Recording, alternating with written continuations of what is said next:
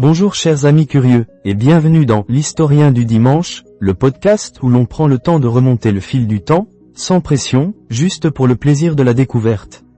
Aujourd'hui, je vous emmène dans un voyage extraordinaire, à la rencontre de géantes de pierre qui défient le temps et l'entendement. Des édifices qui, même 800 ans après leur construction, nous laissent bouche bée, les cathédrales gothiques.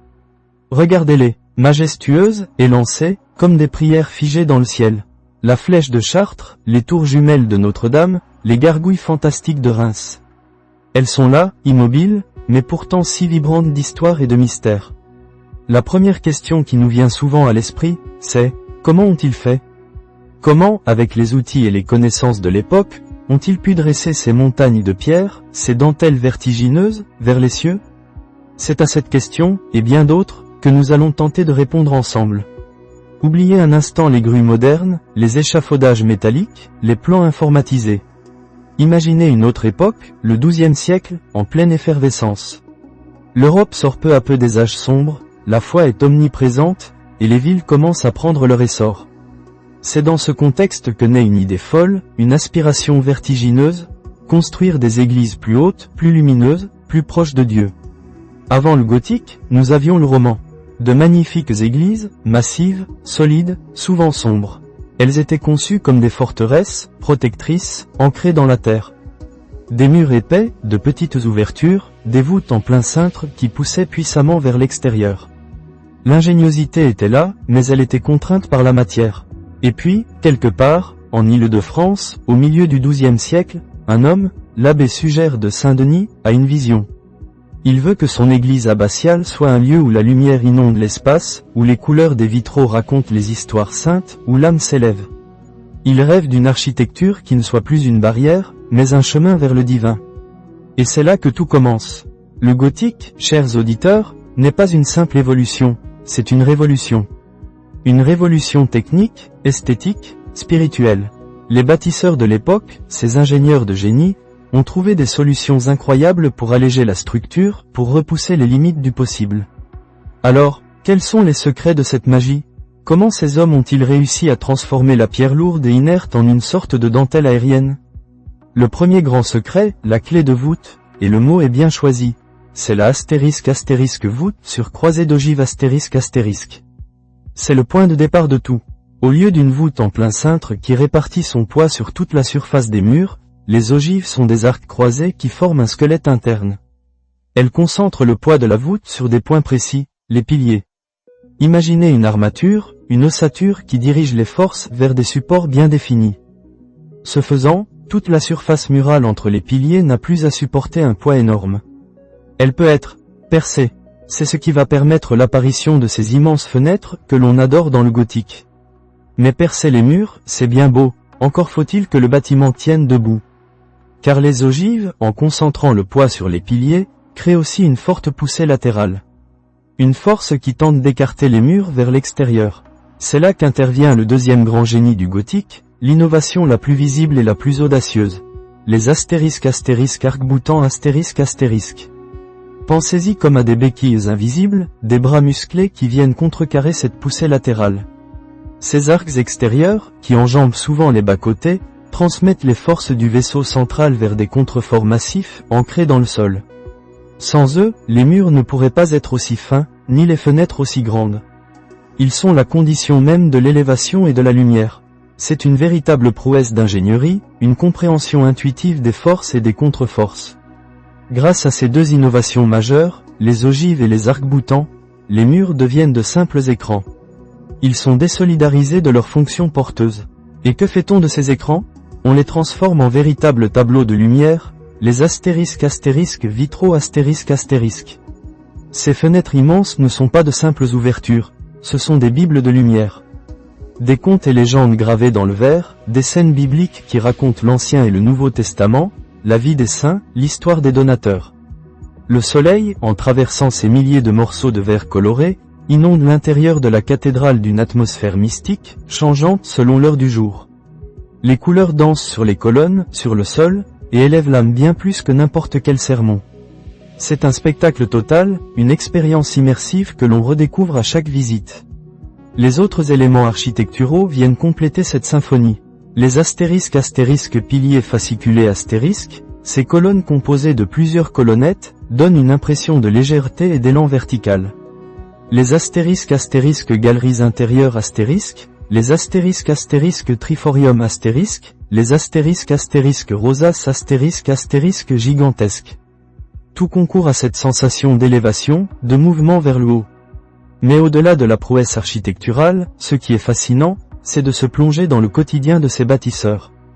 Car derrière chaque pierre, chaque sculpture, il y a des mains, des sueurs, des vies entières. La construction d'une cathédrale gothique était un chantier colossal, une véritable ville dans la ville. Il fallait des dizaines, voire des centaines d'artisans, tailleurs de pierre, maçons, charpentiers, sculpteurs, vitraillistes, forgerons, carriers, manœuvres. Une ruche humaine qui travaillait sans relâche, souvent du lever au coucher du soleil, 6 jours sur 7. Au sommet de la pyramide, le astérisque maître d'œuvre astérisque, ou astérisque maître maçon astérisque. C'était l'ingénieur, l'architecte, le chef de chantier, le visionnaire. C'est lui qui concevait les plans, qui réalisait les maquettes, qui supervisait toutes les étapes. Un homme souvent cultivé, qui maîtrisait la géométrie, l'arithmétique, la stéréotomie, l'art de tailler la pierre, et qui avait une compréhension profonde de la statique. Il travaillait avec ses plans tracés sur parchemin ou sur des tables enduites de plâtre, mais aussi avec des astérisques gabarits astérisques, des sortes de patrons en bois ou en métal qui servaient à guider les tailleurs de pierre. Les astérisques tailleurs de pierre astérisques, eux, étaient les artisans du détail. Chaque pierre devait être taillée avec une précision millimétrique, pour s'emboîter parfaitement. Ils utilisaient des outils simples, maillet, ciseaux, équerre, compas. Ils laissaient souvent leur astérisque marque de tâcheron astérisque, une signature gravée sur la pierre, qui permettait de les identifier et de calculer leur salaire. Ces marques, on peut encore les voir aujourd'hui sur les blocs de pierre des cathédrales. C'est un lien direct avec ces hommes qui ont œuvré il y a des siècles. Les astérisques carriers astérisques devaient extraire des tonnes et des tonnes de pierre des carrières. Les plus célèbres, pour les cathédrales d'Île-de-France, venaient souvent des bassins de la Bièvre, de Saint-Leu ou de Creil. Il fallait ensuite transporter ces blocs massifs, souvent par voie fluviale, la Seine et ses affluents étant des autoroutes de l'époque, puis par voie terrestre, avec des attelages de bœufs tirant des chariots énormes. Un effort pharaonique. Les astérisques charpentiers astérisques étaient aussi des magiciens. Imaginez les forêts de bois qu'il a fallu abattre pour les échafaudages intérieurs et extérieurs, pour les grues, et bien sûr, pour la charpente de la toiture, que l'on appelle souvent la forêt, tant elle est dense et complexe. Ces échafaudages étaient des structures temporaires, mais tout aussi colossales que le bâtiment lui-même. Ils permettaient aux maçons de travailler en hauteur, d'accéder à chaque niveau. Pour soulever les pierres, les bâtisseurs utilisaient des astérisques grues à tambour astérisque, actionnés par des hommes marchant à l'intérieur d'une grande roue, comme des hamsters géants. Des treuils, des cordes, des poulies. C'était un balai dangereux et exigeant, où la moindre erreur pouvait être fatale. La sécurité sur un chantier médiéval, ça ne se résumait pas à un casque de chantier. Les accidents étaient nombreux, les chutes fréquentes. On ne compte plus les vies perdues dans la construction de ces édifices. Le temps n'avait pas la même valeur qu'aujourd'hui. La construction d'une cathédrale pouvait prendre des décennies, voire des siècles. Une œuvre commencée par un grand-père était souvent achevée par ses petits-enfants, ou même ses arrière-petits-enfants. C'était un projet de génération en génération, un héritage transmis, une foi collective qui transcendait les individus. Et le financement ? Ah, le nerf de la guerre. Les cathédrales étaient des entreprises coûteuses. Elles étaient financées par l'évêché, par le roi, par la noblesse, mais aussi et surtout par les dons des fidèles, des bourgeois, des corporations de métiers. Chacun, à sa mesure, contribuait à cette œuvre commune. Les vitraux, par exemple, portent souvent les armoiries des corporations qui les ont offerts. Les boulangers, les charpentiers, les cordonniers. C'était un investissement dans le salut de leur âme, mais aussi une marque de prestige pour la ville. La vie sur le chantier était intense. Des ateliers s'organisaient autour du bâtiment. La loge du maçon, où les tailleurs de pierre travaillaient à l'abri, où les plans étaient conservés. Des forges pour les outils, des menuiseries pour les charpentes. Des femmes, aussi, participaient à certains travaux, notamment au transport de matériaux moins lourds, ou à la préparation du mortier.